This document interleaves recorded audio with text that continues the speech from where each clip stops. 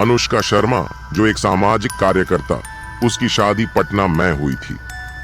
शादी के 2 साल में ही उसका तलाक हो गया था। अब वो अपने माता पिता के साथ पुणे में ही रहती है। अब वो एक संस्था के साथ जुड़ी हुई है जो घरेलू हिंसा के शिकार होने वाली महिलाओं की मदद करती है।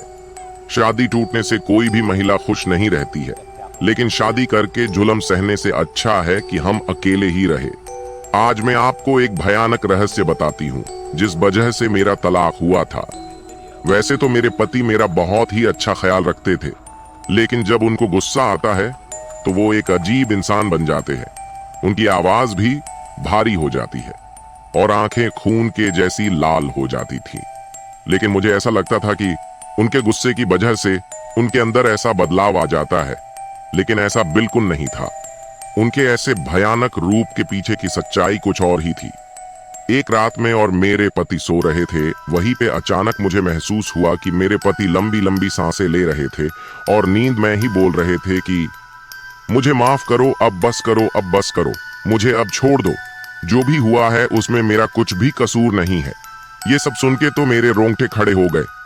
मैंने तुरंत ही उनको जगा दिया और पूछा कि क्या बात है, आपसे कौन सी भूल हुई है, आप नींद में क्या बोल रहे थे। मेरे पति ने बात को टालने की कोशिश की और कुछ भी बोले बिना ही सो गए। मैंने फिर से वही सवाल किया। उस समय मेरे पति ने गुस्से में आकर मुझे एक जोरदार चाटा लगा दिया। ये पहली बार हुआ था कि उन्होंने मुझ पर हाथ उठाया हो। उसी रात को मैंने ये फैसला लिया कि मैं इस रहस्य को जान के ही रहूंगी। दूसरे दिन मैंने अपनी सास से उनके बेटे की कसम दिलाकर सारी सच्चाई के बारे में जान लिया कि हमारी शादी से पहले मेरे पति की दूसरी लड़की के साथ सगाई हो चुकी थी और 3 महीने के अंदर वो सगाई टूट चुकी थी। सगाई टूटने कारण उस लड़की ने पंखे से लटकर आत्महत्या कर ली थी और वही लड़की अब प्रेत बनकर मेरे पति को परेशान कर रही थी। इस बात के कारण कोई भी परिवार अपनी बेटी देने के लिए तैयार नहीं हो रहे थे, इसीलिए उन्होंने ये बात हमसे छुपाई थी। उस रात मैंने अपने पति से खूब लड़ाई की और मैंने तलाक लेने का फैसला कर लिया, क्योंकि इतनी बड़ी सच्चाई हमसे छुपकर हमें धोखा दिया गया था। एक रात को करीबन रात के 2 बजे मुझे जगाकर बोले कि तुम इस कमरे से बाहर निकल जाओ। उस समय उनकी आंखें खून से लाल हो गई थीं और मेरी तरफ इस तरीके से देख रहे थे जैसे कि मुझे कच्चा खा जाएंगे। मुझे पता था कि इस समय अगर मैं कुछ बोलूंगी या विरोध करूंगी तो ये मेरे साथ मारपीट करेंगे। इसीलिए मैं चुपचाप वहां से बाहर निकलकर ड्राइंग रूम में आ गई, लेकिन मुझे नींद नहीं आ रही थी।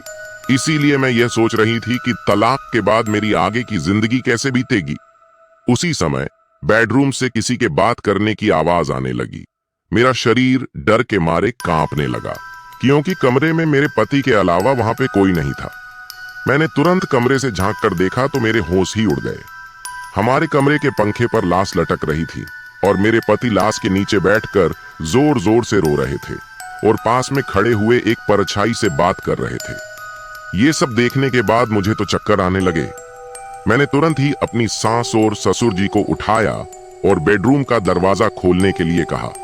थोड़ी ही देर में मेरे पति बेडरूम में से बाहर आ गए और अपनी सारी बातों से फिर गए और उस समय कमर में कोई नहीं था।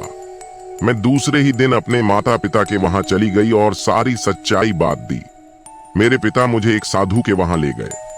मैंने उनको भी सारी बातें बता दी। तब उन्होंने जो कहा वो एक चौंकाने वाला रहस्य था।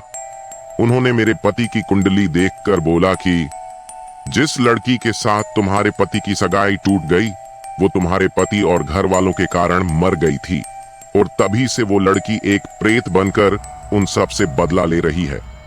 तभी से उस लड़की की आत्मा ने तुम्हारे पति के शरीर, मन और दिमाग पे कब्जा कर रखा है और वो कभी भी अपना बदला लेने के लिए कभी भी हमला कर सकती है। दूसरे ही दिन मैंने तलाक लेने के लिए कागजात तैयार कर लिए। तलाक लेने के बाद मैं उस भयानक माहौल से बाहर आ गई। मेरी खुशनसीबी है कि मैं जिंदा और सही सलामत हूँ, क्योंकि मुझे लगता था कि मेरे पति और उनकी पहले की मंगेतर मेरी जान भी ले सकते थे। दोस्तों, अगर आपको हमारी वीडियो अच्छी लगे तो हमारे चैनल माहिर हॉरर स्टोरी को जरूर सब्सक्राइब करें।